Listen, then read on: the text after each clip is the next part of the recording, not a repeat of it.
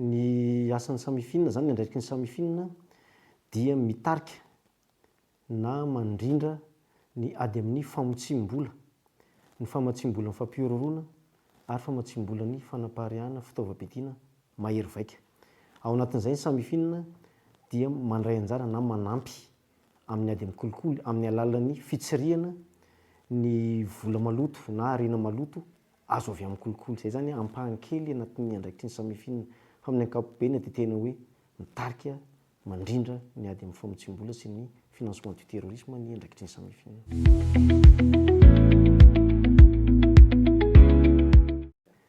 Ny fiarah-miasan'ny samifinina ao anatin'ny système anti-corruption, araka ny lazaiko teo manana paikady anankiroa tsika tsinona.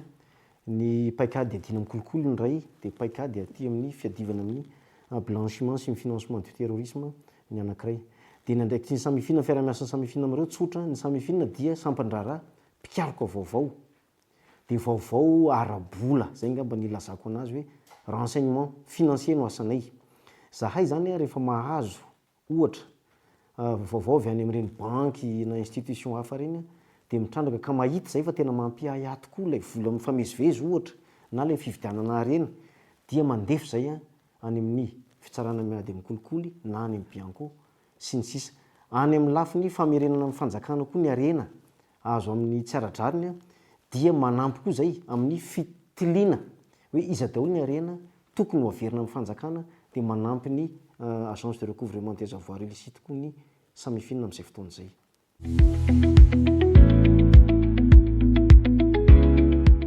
Ny zavatra vetivety ny tonga dia ho tantaraiko amin'izay ary tsy ny rafitra miady amin'ny kolikoly ihany, zay ngamba no adiniko teo fa mivelatra lavitra noho ny ao anatin'ny rafitra miady amin'ny kolikoly ny samifinina, satria reny fraude fiscale reny, fraude douanière, trafic isan-karazany, trafic de drogue, trafic d'être humain, reny anatin'ny endrikaitan'ny samifinina daholo zany ny vola azo avy amin'ireny. Dia ny zavatra vetivety ngamba azo tantaraina hoe noho ilay fiaraha-miasa dia tafavoaka ary inoko tena mampiena ny kolikoly, dia io karazana fandefasana vola any ivelany. Mody lazaina fa manafatra entana nefa tsy misy entana tonga akory. Raha ny lalàna misy ato amintsika zany fandefasana vola vahiny io, dia eo amin'ny herintaona eo dia tokony na miverina ilay vola vahiny na misy entana tonga le nafaranao. Dia io ataon'ny olona sasany eto Madagasikara fomba fanao ny tena marina, mampandositra vola makany ivelany izy. Dia vao vetivety zany nisy hitan'ny samifinina io, dia niarahana niasa tamin'ny zareo amin'ny tahiom-bolam-panjakana ny ao amin'ny FINEX zany, dia nandeha fanady adiana. Dia avy eo niarahana niasa ihany koa tamin'ny pôle anti-corruption.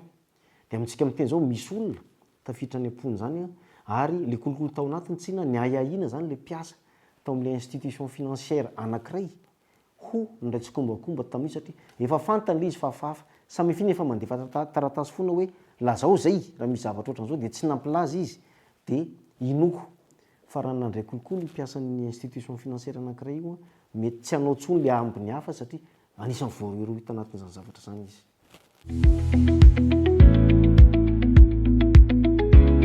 Ny fandikan-dalàna matetika tena hita eto amin'ny samifinina zany raha ny antontanisa azonay tato anatin'ny ataoko hoe 3 taona 4 taona farany, dia ny tena voalohany ngeza indrindra na amin'ny isany na dossier zany na amin'ny abetsaky ny vola ao anatin'ilay izy, dia ny fraude fiscale.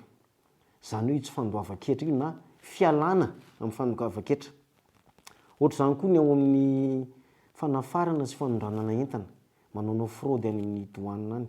Ankoatran'izay ny amin'ny resaka fikirakirana vola vahiny, misy tena mitondra vola vahiny mivoaka fotsiny zao, misy araka ny lazaiko teo hoe mandefa an'ilay izy amin'ny fomba maro isan-karazany, dia lasa any ivelany any, dia manakorontana manko iny an'ilay économie monétaire eto Madagasikara. Reo zany ny tena ngeza tena hita eto Madagasikara. Any amin'ny larana faha-efatra any nefa hita ihany koa ny kolikoly ihany koa anisan'ny miteraka vola maloto ka hanaovana famotsim-bola eto Madagasikara.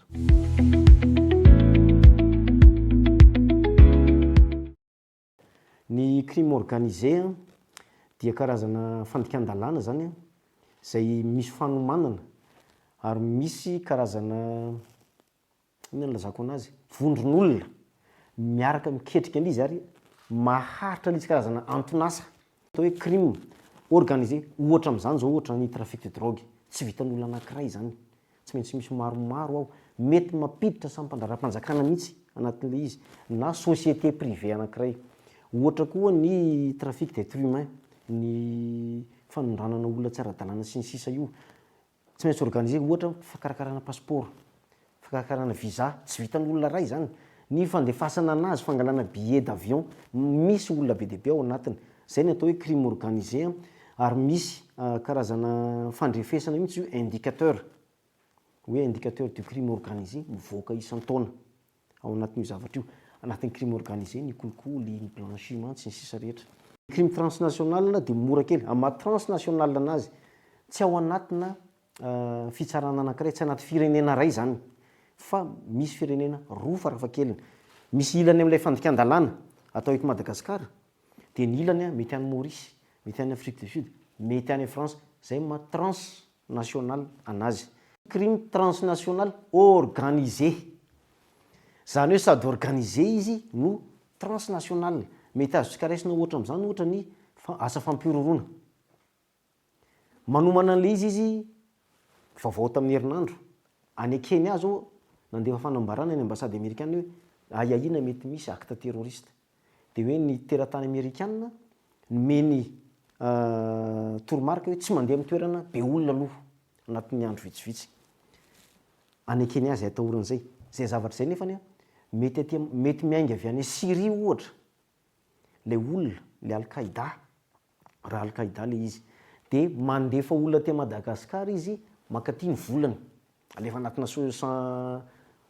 association tonga amin'ny association le vola iformena olona anankiray ho lasa terroriste dia mandeha indray le terroriste eto makany Kenya amin'izay manapoaka an'le izy transnational zay nefa koa organisé tena mipetrapetraka ilay fomba fanomanana an'le izy zay zany ohatra amin'le crime transnational organisé ny tena endriketana eto dia tena zany le ohatra ny lazaintsika teo zao sady organisé le hoe mandefa vola sy ny sisa iny organisé et transnational ny flux financier illicite ny flux financier illicite ny tena ho anahy famaritana tsotra indrindra aminazy dia ny vola na ny zavatra mety azo avadika ho vola arena zany zay azo tamin'ny tsy ara-dalàna na tsy ara-drariny ka alefanao amin'izay anatina ataoko hoe circuit ara-dalàna mba hafanao mamindra anazy ohatra hoe aveto izy dia apetrako any ivelany na aveto izy ataoko zay tsy ahitana an'io hoe tsy ara-dalàna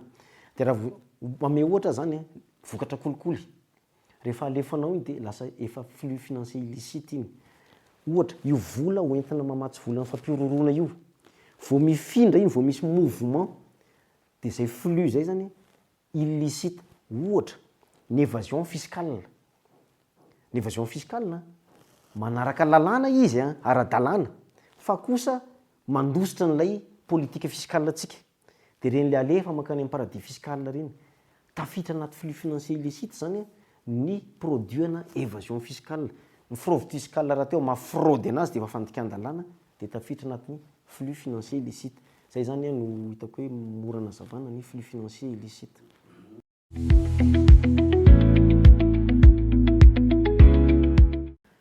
misy karazany telo ny satan'ny service de renseignement financier araka ny lazainao teo de type administratif izy zany hoe tsy manana fahefana haneritery olona na tokony olona na société faharoa le lazainao teo hoe de type policier policier zany izy rehefa ohatra afaka mampiantso olona afaka manao misambotra olona afaka misavatra n'olona sy ny sisa zany hoe misy fahefana omena anazy dia ny karazany fahatelo dia ilay hoe de type mixte zany hoe administratif izy tsy manana fahefana firy nefa misy ampahany amin'ilay fahefana police judiciaire ananany ihany ohatra zany manana pouvoir manao perquisition izy fa tsy manana pouvoir manao arrestation ohatra dia amin'iny izy type mixte raha ho anahy manokana zany samy fihinana moa zany de type administratif ho anahy zany dia io no tena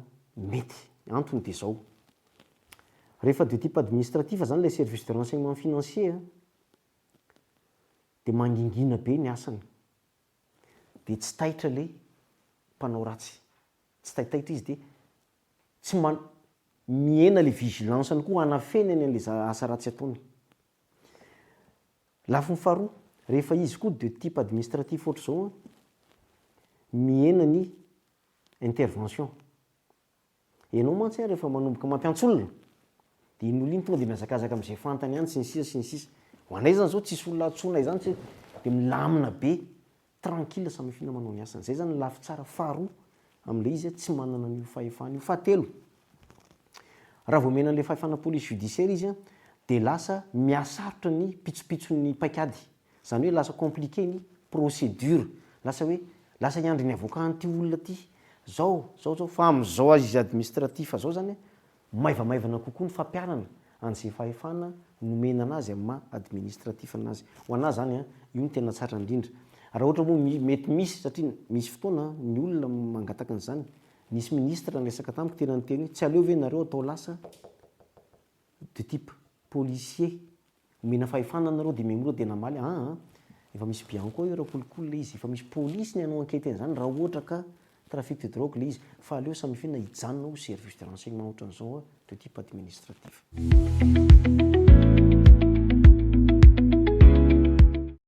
Géobloqué. Ny paiement numérique moa zany dia effectivement misy mesure raisina io. Ny anisany antony moa zany, ny antony voalohany raha tany aloha tany fa zao izy efa voavahantsika, ny Madagasikara eo amin'ny GAFI zany notintsika tany ambolohan'ny tany tamin'ny 2018 tsika nitombanana ratsy be. 13/40 ny recommandation tsika ny conforme. Ary ny effectivité tsika zany hoe ny vokatra nomentsika amin'ny ady amin'ny famotsim-bola sy ny sisa tsy efficace tsika. De voasokajy ao anatin'le firenena, ao misy hoe pool zay. De ao de vao ao ianao no mipetraka zany ny mpandraraha rehetrarehetra, ny banque mondiale, ny mpamatsy vola rehetra mijery an'io. De iny aloha de efa misy fiantraikany any amin'ilay ataoko hoe fluidité an'le échange antsika. Ny faharoa, ny inclusion financière eto Madagasikara mihitsy mbola ambany be. Ny fampiasantsika n'ireny banky, fampiasantsika n'ireny mobile money, fampiasantsika n'ireny mbola ambany be. De iny koa de efa mampihenana ny fahafahantsika manao paiement, surtout ny international zany.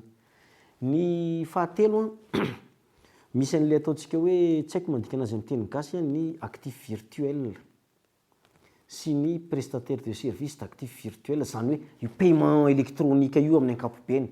Eto Madagasikara mbola tsy misy lalàna mifehy anazy io.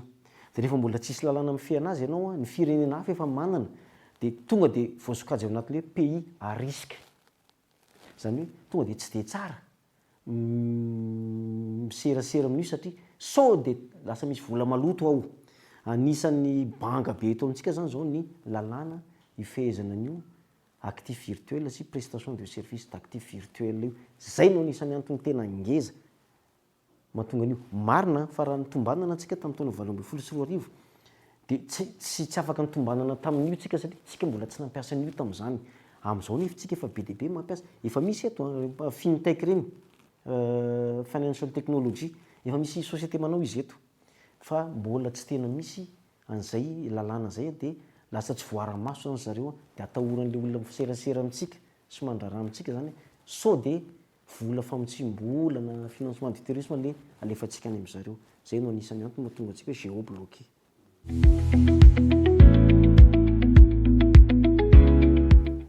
Ny samifina dia mikirakira atota taratasy sy dossier goavana.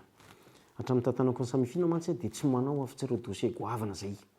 Zay mahatonga antsika hoe nanomboka tamin'ny 2024 tsika 1800 milliards d'ariary ny vola aiahina fa maloto voatsiriky ny samifina. 2024 tsika 2300 milliards ariary. Ary tamin'ny 2024 tsika 3340 milliards d'ariary, 700 millions de dollars. Tsy manao afa-tsy dossier goavana. Rehefa tsy manao afa-tsy dossier goavana ianao mazava ho azy. Mety mahafantatra le olona hoe manao dossier momba anazy ianao. De mety ianao na izy ianao intervention satria mpinamana aminay, na izy ianao kolikoly, na izy hiresaka amina olona manam-pahefana na olona afaka manao influence hafa momba an'le dossier iny.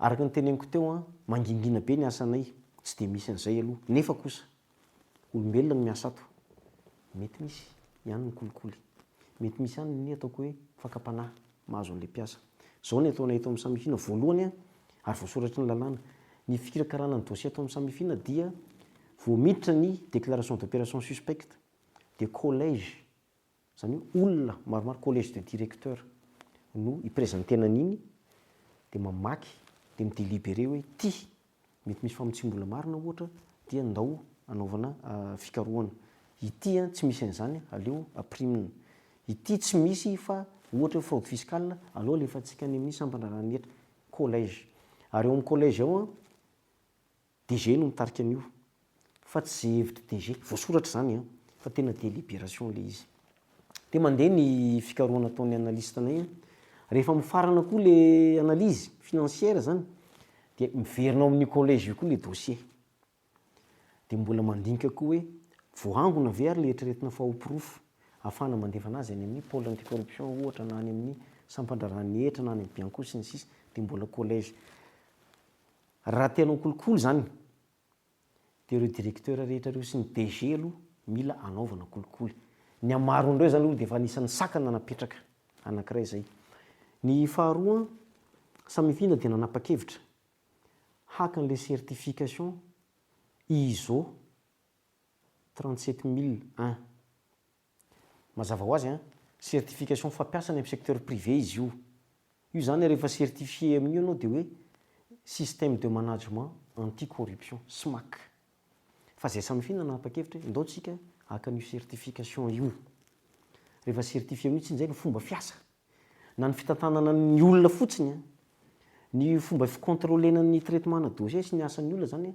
dia tsy misy kolikoly dia eo amperiny io moa zay a mbola mety hoe afaka heritaona na roa taona io zay ny azo an'io certification ny fahatelo amin'ny maha service de renseignement financier anay indrindra ao amin'ny lafiny fikarakarana ny dossier reny dia ny anay digital traçable daholo misy caméra daholo anatin'ny braony analyste financier ny samifina hita daholo zay ataony eo ary tsy mampiasa mémoire physique tsisy ampitondratondra dossier zany atao amin'ny samifina tsisy mitondra dossier mody fa rehefa mila atao ny dossier de mody amin'ny ray maraina na amin'ny telo maraina ato tsy misy zany ato famindrafindrana dossier anatina clé na ohatran'izany ahafahanay miaro ny confidentialité ny fanadihadiana ato ny fahaefatra farany de noho ny fahaleovantena na ny indépendance ny samifina zay napetraky ny lalàna ny tale général ny samifina dia tendrena safidiana aloha izy comité misafidy anazy de avy eo a manendry ny filoham-pirenena rehefa voatendry ny tale général ny samifina tsy azo esorina amin'ny toerana mandritra ny mandany mandat impératif tsy tokony hisy corrompu anazy zany na ahatonga anazy ilefitra raha mahazo tsindry na mahazo intervention satria ny filoham-pirenena mihitsy no nanendry azy de ny samifina kosa nefa ny eo am'le transparence redevabilité ny samifina tsy redevabilité opérationnelle ny dossier ataon'ny samifina tsy nanaovan'ny samifina tatitra na amin'iza na amin'iza fa rehefa masaka le izy de alefa any amin'ny paky ohatran'izany fa kosa ny rapport d'activité ny redevabilité ny samifina isa-taona ny samifina zany manao tatitra amin'ny filoham-pirenena any amin'ny prime ministre any amin'ny antenimieram-pirenena any amin'ny antenimieran-doolona any amin'ny bianco any amin'ny CSI misy karazany sivy ny olona anaovan'ny samifina rapport afaka manao interpellation zay zany ny garantie d'indépendance ahafahan'ny samifina miaro ny samifina amina kolikoly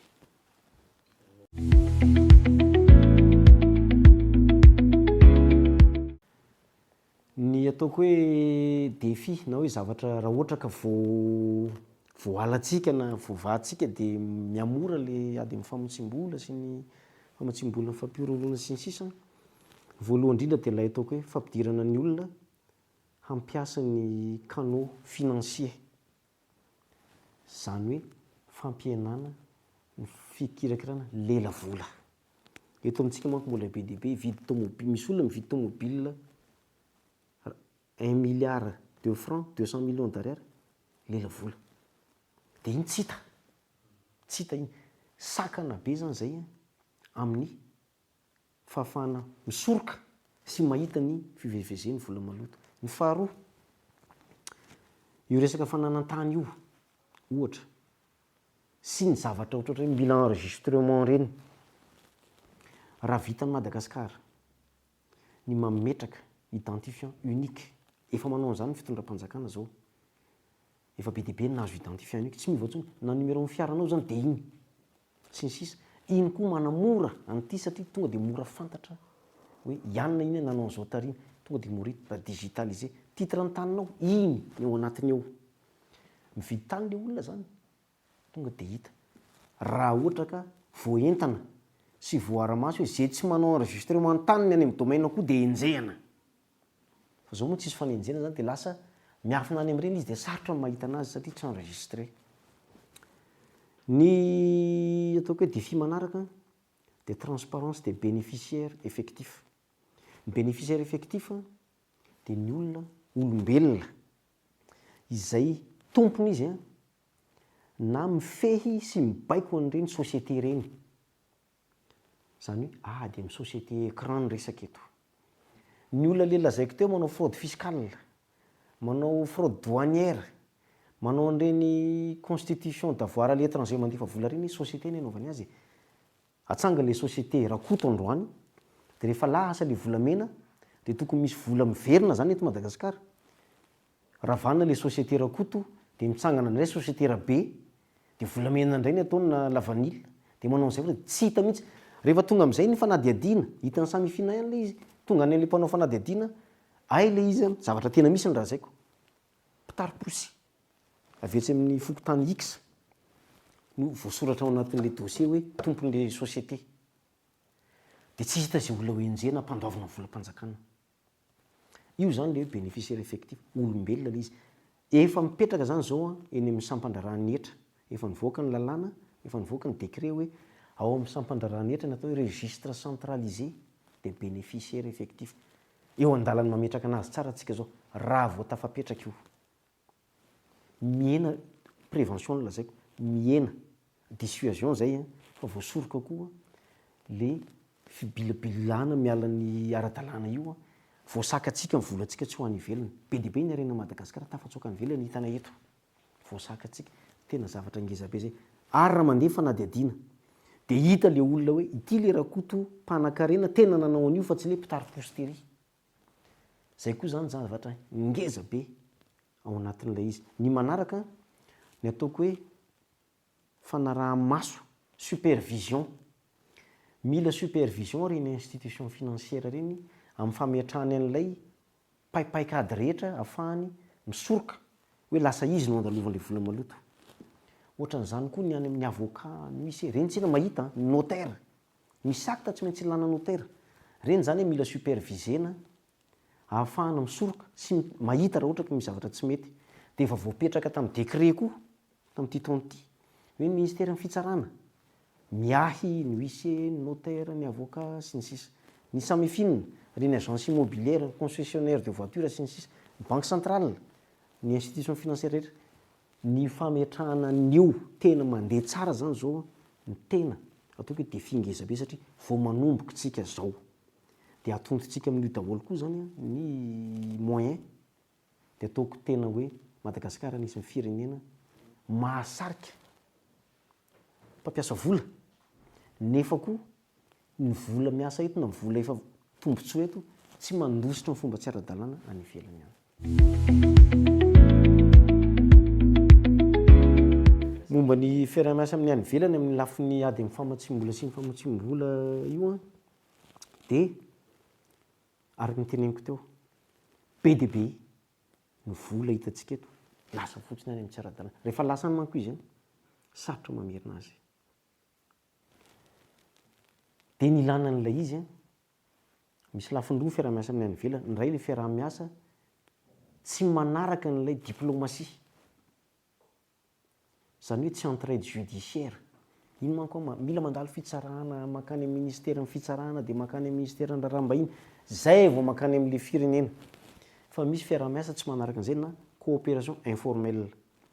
Samifina zany zao manao coopération informelle amin'ny service de renseignement financier any ivelany. Mazava ho azy atombokontsika any amin'le firenena tena hita fa andehanan'le zavatra maloto avy eto. Na koa le avy any amin'le firenena ny maloto avy any tratra fa makaty. Dia manao fifanaraha-piarah-miasa zay ahafahana mifanakalo vaovao. Raha mahita zany zay ohatra hoe lasany amin'ny firenena ty le izy dia afaka miteny amin'zareo zay iny fa misy lasany aminareo ny taty aminay mba jereo hoe momba ny reto dia mamaly anay izy. Zay le fifanaraha-piarah-miasa. Faharoa, samifinina dia hiditra ao amin'le atao hoe groupe Egmont. Groupe Egmont ndray dia tambajotra informel koa tambajotrany service de renseignement financier. Ao amin'io ndray rehefa tafiditra ao ianao tsy mila nyty fifanaraha-piarah-miasa ty mahatonga antsika manao an'ity satria tsika tsy mbola tafiditra ao. Rehefa tafiditra ao tsika dia efa misy plateforme fiarah-miasa dia klika amin'ny ordinateur. Hoe nisy olatra an'izao hitanay lasany aminareo aiahina fa nanao an'izao aty aminay mba jereo hoe jereo daholo ny compte nisy dia omeo anay dia mamaly izy. Voatery mamaly antsika izy fa tsy afaka tsy mamaly satria mifamatotra ao anatin'io ao. Niditra koa samifinina amin'izao fotoana izao anatin'ilay ataontsika hoe réseau Globi. Globi indray dia réseau ana agence anticorruption izy io. Natsangany ONUDC. Dia afaka herinandro zao ny tenako andeha hanatrika ny fivoriam-beny io. Io koa dia mitovy amin'le Egmont. Fa ny Egmont zany service de renseignement financier ny ao. Atao amin'ny Globi indray 3 isaky ny firenena no mpikambanao dia misy agence anticorruption ao, mety misy agence de recouvrement des avoirs ao, misy service de renseignement financier. Fifanakalozana koa ny ataony zay tsy anare anatin'ny Egmont zany dia azonay ato indray. Manitatra mihitsy zay ny ataoko hoe sehatra ahafahanay fanakalo amin'ny any ivelany.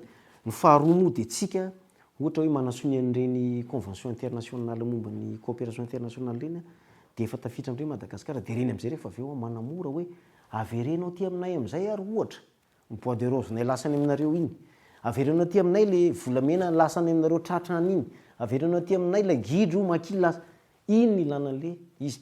Tena zava-dehibe tsy mandeha zany niady amin'ny blanchiment sy ny financement du terrorisme.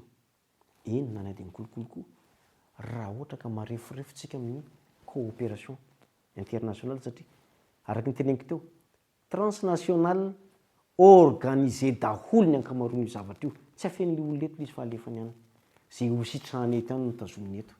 Vola be nefa ilay lasany araka ny teneniko teo tamin'ny herintaona fotsiny 700 millions de dollars.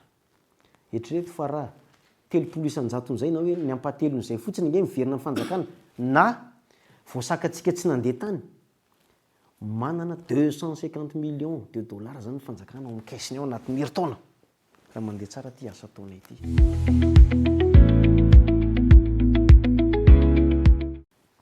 Ny ataon'ny samifina zay manana ny atao hoe paikady mandritra ny 5 taona. Nanomboka tamin'ny taona 2024 izy io ka hatramin'ny 2024. Dia mizara 3 lehibe moa izy ao zany. Dia ny fahatelo ao dia ilay ataonay hoe capital humain. Zany hoe fanatsarana, ny fahafantarana sy ny asa ataon'ny olona anatin'ity ady ity. Ataonay anatin'izany ny any anivon'ny gouvernement aloha. Rehefa ny gouvernement no mahalala tsara le zavatra tokony atao tsy inona miamora daholo ny ambiny. Dia zay mahatonga anazy hoe navoaka ny lalàna, navoaka ny décret. Ny ato amin'ny lafiny faharoa dia ilay olona tena miasa mivantana amin'ity ady ity. Tany isaiko anatin'izany ny secteur privé. Banky, assurance, notaire, ny expert comptable sy ny sisa. Reny le ataontsika hoe gatekeepers. Zany hoe le mpiandry vavahady. Miditra ny vola dia izy mahita, mivoaka ny vola dia izy mahita. Reny zany tena mafisitsika ny fahalalany sy ny fahaiza-manaony. Ny fahatelo dia ny aty amin'ny sehatra ny fanjakana. Ministeran'ny teti-bola, ny raisiko anatin'ny fanjakana na dia tsy tena fanjakana ary ny banque centrale, ny agence de recouvrement des avoirs illicites, ny police, ny gendarmerie satria reny mahita an'le crime mitranga. Dia zay milaza amin'zareo hoe aza mijanona fotsiny amin'ny fanadihadiana an'ilay kidnapping ohatra. Fa atao foana amin'ny fanadihadiana ny blanchiment na kaiza le vola azony tamin'ny kidnapping. Fa matetika tsika mijanona eo amin'ilay trafic de drogue, tratra ny mpanao trafic de drogue dia gadraina. le vola mbola lasany ihany. De ireo zany lay ataonay hoe capital humain, reo le olona tena miasa anatin'izy be de be ny fampiofanana, nampanaoviny samifinina, ny antsona manampahaizana avy any ivelany nandritry ny taona 324 iny, 424 ity nahazo formation daholo reo olona reo. Ary samifina zao manangana ny atao hoe centre de formation, ivy-toerana fampiofanana momba ny lutte contre le blanchiment de capitaux, le financement du terrorisme izy ho vita atao anatin'ny herinandro vitsy io centre io. De samifina efa nahazo formation de formateur vitsivitsy, fa mbola eo andalana zay mitady formation de formateur ahafahantsika rehefa voaofana reo olona reo miatsara be daholo na ny fisorohana na ny fitsiriana. Banky araka ny lazaiko teo dia ny banky foibe Madagasikara aloha amin'ny alalan'ny CSBF, zany hoe commission de supervision bancaire et financière. Io zany no miahy na manao supervision ny banque manokana satria institution financière ny banky. Zareo zany no manao instruction any, reto ny fepetra tokony apetrakinareo banky mba hisorohana sy mba hitsiriana ny vola tsy ara-dalàna. Dia ataon'ny banque centrale ny samifinina kosa amin'ny maha service de renseignement financier anazy dia mifandray mivantana koa amin'ny banky. Dia ny samifinina mifandray amin'ireny mpiasan'ny banky, officier conformité moa mety mahalaza anazy angambany, dia ireny jerevany samifinina koa manana recommandation atao any hoe tsy ampy an'izao le ataonareo, zay zany le izy. Dia zareo reny rehefa misy ny opération suspecte dia manao dosy aty amin'ny samifina, obligation légale zay. Tsy maintsy izy mandefa aty amin'ny samifina, tsy mahazo mandefa any amin'ny sampan-draharaha hafa ankoatra ny samifina izy rehefa mahita zavatra mampiahiahy. Dia zay zany lafiny voalohany iarahanay miasa aminy, mandray avy any aminy zay. Lafiny faharoa, rehefa voarainay le izy dia tombananay hoe manahoana ny atsara n'ilay déclaration nataony. Misy information tsy ampy ve? Inona ny problème? Tsara ve le izy? Azo trandrahana avy hatrany ve le izy? Dia manao tamberina any aminazy zay hoe reto ny tsy mety tamin'le zavatra nalefanareo, asivon'izao dia lasa miatsara io. Zay zany le lafiny faharoa iarahanay miasa aminy. Lafiny fahatelo mandritra n'ilay fanadihadiana ataonay, tsy tena eny fanadihadiana io fikarohana satria analyse ny ataonay, analyse financière. Mbola mangataka any amin'zareo zay hoe omeo anay indray hoe ty historique n'ity compte ty, omeo anay indray hoe mandataire n'ity compte ty sy ny sisa. Dia manome tsy mahazo mandat ny banky, tsy opposable, tsy afaka miteny ny banky hoe secret bancaire, fa dia manome. Lafiny fahaefatra, samifina dia manome fiofanana ho an'ny zareo kosa nefany, ampahafantarana anazy hoe inona ny obligation-ny, inona ny tokony ataony amina due diligence, inona ny tokony ataony raha mitranga ny ohatran'izao. Iny koa dia manome fiofanana ny samifina, fa zany dia raha miasa amin'ny CSBF foana. Zay no lafiny iarahanay miasa amin'ireo banky ireo. Be dia be ny banky mangataka mihitsy fampiofanana aty amin'ny samifina amin'ny lafiny LBCFT io.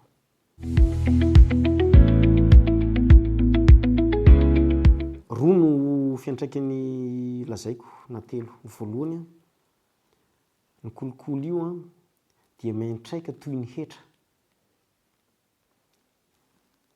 Misy vola mivoaka rehefa manao kolikoly ny olona. Dia ny olona namoaka vola, olona salama saina. Rehefa avy eo izy rehefa manome servisy ampidiriny anatin'ny koa iny kolikoly nataony iny, mampiakatra ny saran'ny servisy eto Madagasikara, na service public na any amin'ny privé. Privé manao kolikoly, tsy maintsy ataony amin'ny koa ny service omeny any, inona koa ny produit omeny. Mialafo tompoko ny vidim-piainana. Fiantraika mivantana eo amin'ny toe-karena. Faharoa, iainan'ny olona ny kolikoly, dia tantarain'ny olona ny kolikoly, dia mivoaka gazety ny kolikoly. Dia avy eo misy le indice de perception de la corruption. Ny olona rehefa hampiasa vola aty amintsika dia mijery an'ireny indicateur ireny izy, doing business sy ny sisa. Dia raha vao mbola mavesatra ny kolikoly ao, mihena ny fampiasam-bola vahiny tonga eto amintsika. Misy fiantraikany. Rehefa tsy fampiasam-bola eto dia tsy misy famoronana asa. Rehefa tsy misy famoronana asa tsisy famoronana fidiram-bola. Rehefa tsisy famoronana fidiram-bola, tsisy fividianana entana. Rehefa tsisy fividianana entana dia lasa cercle vicieux, dia miteraka insécurité sy ny sisa rehetra ilay izy. Tsy favorable amin'ny investissement mihitsy zany ny kolikoly, dia lasa miteraka effet cascade be dia be. Ny fahatelo, ny kolikoly dia miteraka tsy fifampitokisana eo amin'ny mpitantana na mpitondra sy ny entana na ny tantanana. Olana ngeza be eto Madagasikara ny atao hoe crise de la représentation. Tena mifona amin'ilay terme zany hoe ny vahoaka tsy mahatoky ny olona mitondra anazy. Ny mpiasa ao anatin'ilay orinasa tsy mahatoky ny olona mitantana azy fa heveriny fa mpanao kolikoly daholo ireo. Olana ngeza be anay lasa sarotra entanina be ny olona hiady amin'ny kolikoly. Manentana ianao ndao hiady, nareo efa voky ozy, zay ny avaliny. Ary lazainy fa mpanao kolikoly daholo zao mpiasam-panjakana rehetra zao sy ny mpanao politika rehetra zao. Lasa sarotra zany manodina an'ilay toe-karena, sarotra manetsika an'ilay olona hiasa ho an'ilay toe-karena noho ilay kolikoly. Ny ataonay samy film manatsara indicateur aloha ny ataonay voalohany. Miaro ao Madagasikara tsy ho latsaka anatin'ny liste grise izahay. Marihana tsy voalazako tany amin'ny fanontanianao voalohany. Anisan'ny andraikitry ny samy film ny misolo tena Madagasikara eny anivon'ny sehatra iraisam-pirenena amin'ity sehatra ity. Any amin'ny Gafi, any amin'ny Samlagy moa ny Gafi régional miandraikitra antsika. Samy film no mitondra ny tenin'i Madagasikara. Samy film no miaro ny dossier Madagasikara. Dia ny ataonay zany manosika, satria zay no mitarika miady, manosika ny réforme rehetra tokony apetraka, manetsika ny tompon'andraikitra rehetra sy ny sampan-draharaha rehetra tokony manatanteraka ny paikady, mandrindra ny asan'ireo olona ireo mba ahafahantsika mahazo vokatra ka tsy hahatonga Madagasikara ho latsaka anatin'ny atao hoe liste grise. Rehefa tsy latsaka anaty liste grise Madagasikara dia araka ny teneniko teo, attractif aux investissements. Any amin'ny vision samy film, any amin'ny plan quinquennal any dia hoe hitondra any amin'ny attractivité Madagasikara amin'ny fampiasam-bola ny samy film. Dia tonga tia ny olona mampiasa vola. Faharoa, rehefa tsy anaty liste grise Madagasikara, mahazo fanampiana avy amin'ireo mpamatsy vola sy firenena namantsika ireo. Ohatra anankiray raisiko ny Union européenne. Raha vao liste grise ao anaty Gafi ny firenena iray dia ataon'ny Union européenne liste noire ao aminy. Dia rehefa liste noire dia tsy misy société européenne mahazo mampiasa volany amin'ilay firenena. Eritrereto amin'izany ilay vokatra. Miena ihany koa, mitombo zany ny critère apetraky ny Union européenne hoe mangataka vola indray ilay gouvernement na fanampiana dia mitombo ny zavatra takiny. Zany hoe ralenti ilay izy. Dia miaro an'izay zany Madagasikara, samy film amin'ny alalan'ny fanosehana ny réforme rehetra. Ny réforme misy olona sahirana amin'ireny réforme ireny fa mila miovitsika dia mila atao ilay izy. Ny ataon'ny samy film koa dia manao izay hitsirihana an'ireny vola maloto ireny, ahatonga anazy any amin'ny recouvrement. Anatiny ady amin'ny famotsim-bola ny recouvrement fa tsy paikady mitokana. Indraindray mantsy heverin'ny olona fa ady amin'ny kolikoly dia recouvrement. Non.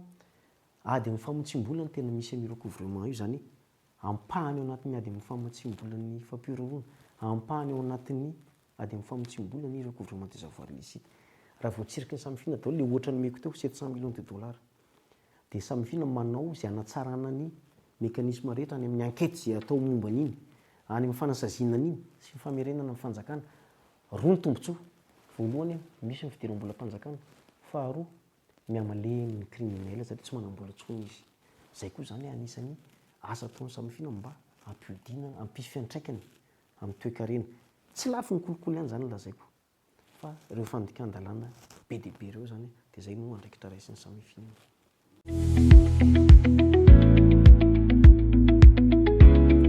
Momba ny lanceur d'alerte,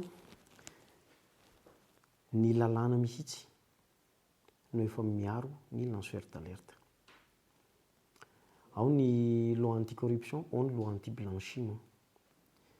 Samy film dia service de renseignement. Samy film dia mitazona tsy ambaratelo, tenu par la confidentialité. Ary samy film miaro ny loharano vaovao.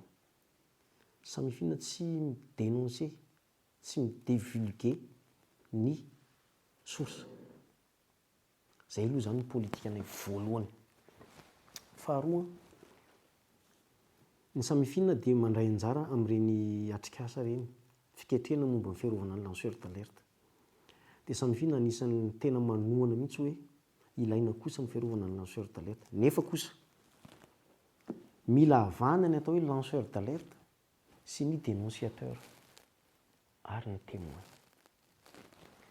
Matetika antsika eto Madagasikara rehefa miresaka lanceur d'alerte dia ilay olona mitoroka ny fandikan-dalàna, corruption na zavatra hafa na fanondranana harena tsy ara-dalàna. Ireny tompoko raha efa mitranga ilay fanondranana bois de rose ohatra, na efa mitranga ilay kolikoly, tsy lanceur d'alerte reny fa dénonciateur. Efa voaaro ny lalàna reny. Reny ilay nilazaiko teo hoe na zahay raha tsy miteny hoe ave izy ity. Ny témoin izay manome vaovao mandritra ny fanadihadiana, efa voaaro ny lalàna reny. Lanceur d'alerte dia lafiny fisorohana ny tena ilana an'io fa tsy fanenjena. Zay fomba fijery zay tiako ny vahiny malagasy. Lanceur d'alerte ama-alerte anazy, tsy ilaina ny alerte rehefa mitranga ny zavatra, efa tara ny alerte amin'izay.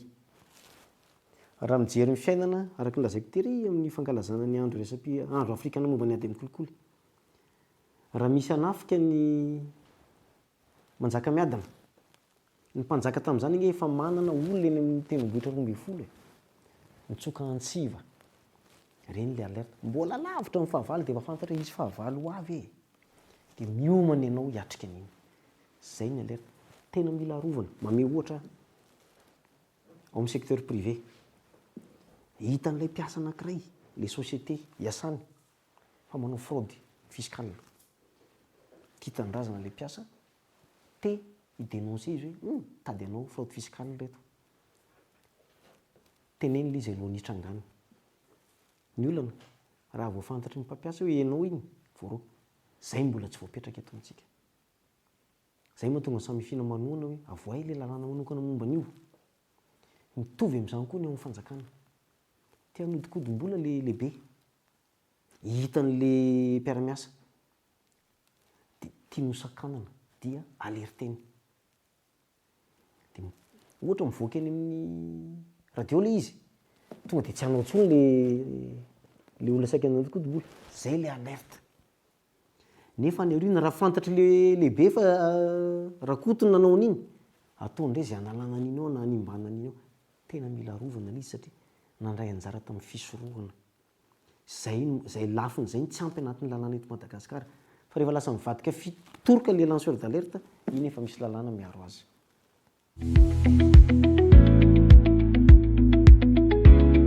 Ny financement terrorisme tsy afangaro amin'ny terrorisme. Zany hoe raha adikako amin'ny teny gasy mora zahoana azy dia fandraisana anjara amin'ny fanomanana terrorisme. Zay malaza an'ilay financement du terrorisme. Ny tena fitrangany koa financement du terrorisme manko dia zao collecte, teny anglisy no mahazatra anay, collect, move, use.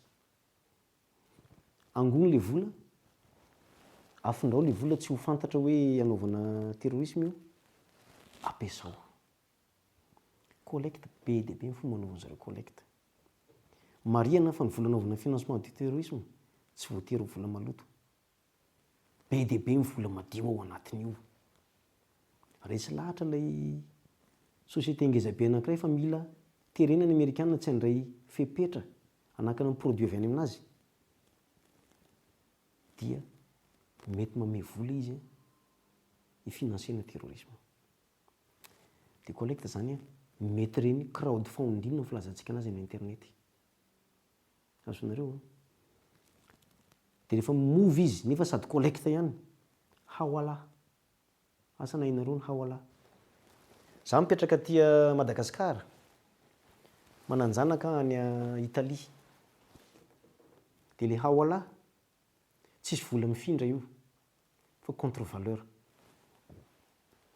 Misy organisation any Italia mety manana lien ty izy, mety lavabe le circuit fa manana lien ty izy.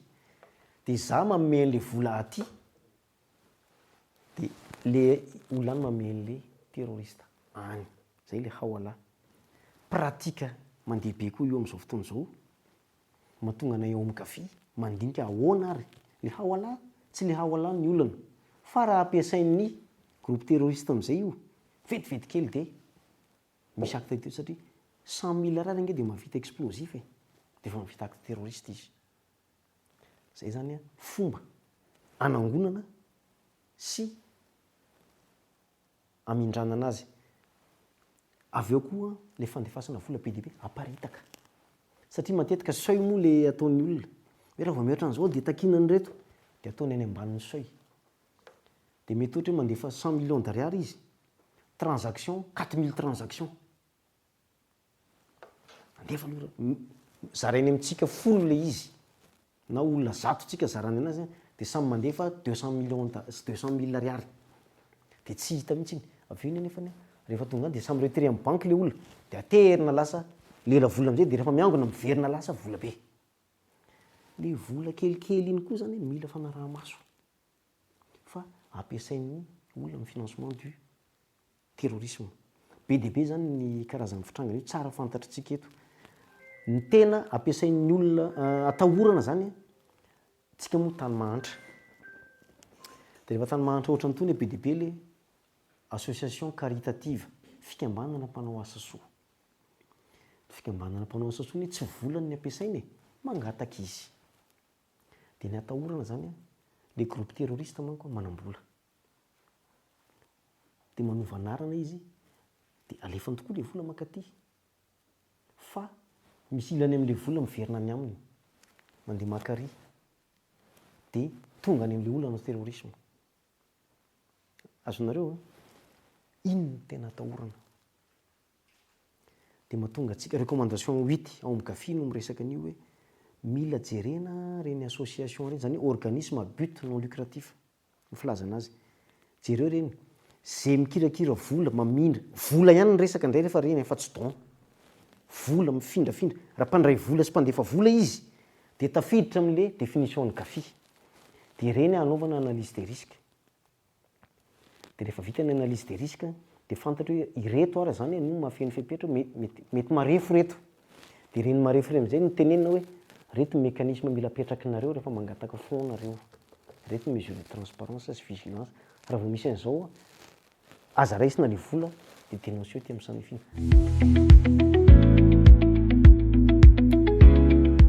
Ny fanatsarana ny ady amin'ny crime financier amin'ny ankapobeny. Ny anay moa ny fomba fijerinay moa zany de amin'le mission-nay ihany. Voalohany indrindra aloha anaty recommandation-n'ny kafy ity ary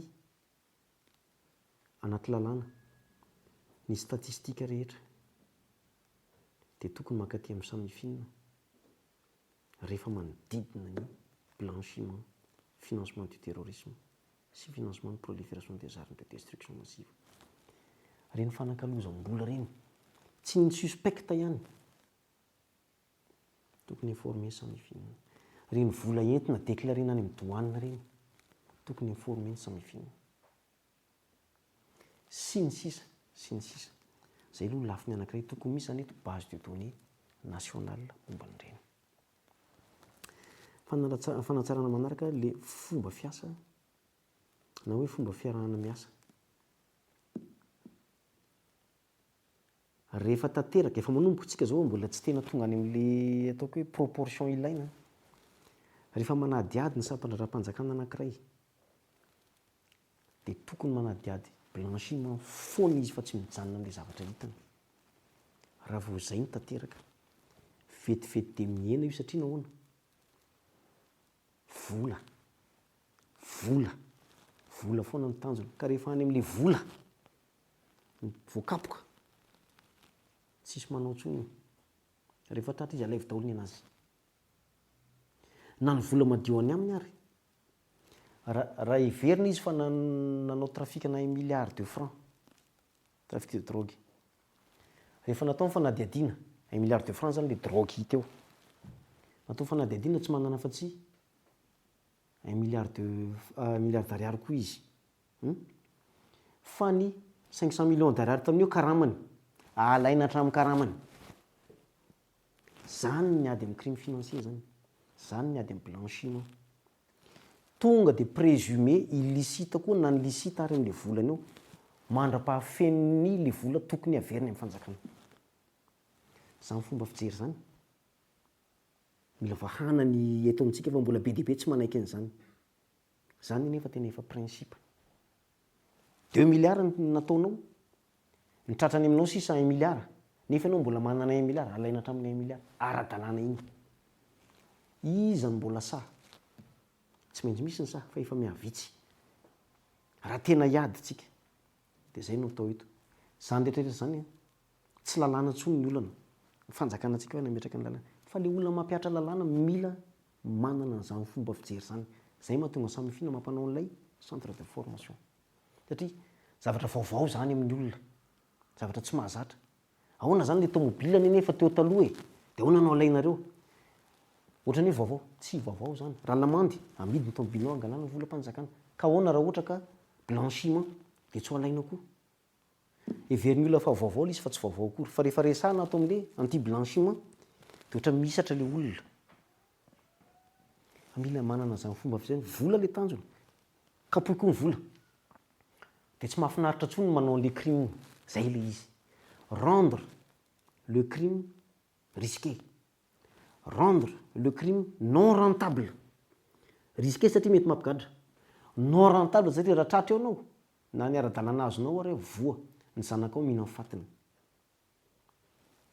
rendre le crime risqué rendre le crime non rentable rendre le crime détesté zay moa le sensibilisation lazaintsika teo zay efa nataontsika nandritry ny 20 taona fa le roa reto zao nzao raha tena miatra marina ny lalàna tanteraka reo ny lalàna antsika zao mbola tsy mahafapo ny fampiarana azy misy le lalàna ary efa tena tsara fa ny fampiarana tsy mahafapo fiarah-miasanay mpampiatra lalàna zany tena zava-dehibe eto fa raha vao tsy ampiarinay lalàna de menimenina nge ny olona impunité zao miezaka ihany zay fa tsy tena mbola tody any am'le tena tsara le izy rendre le crime risqué na hoe craint de rendre le crime non rentable rehefa non rentable tsisy manao ny olombelona nge misaina daholo afa tsy le olo efa lasa dala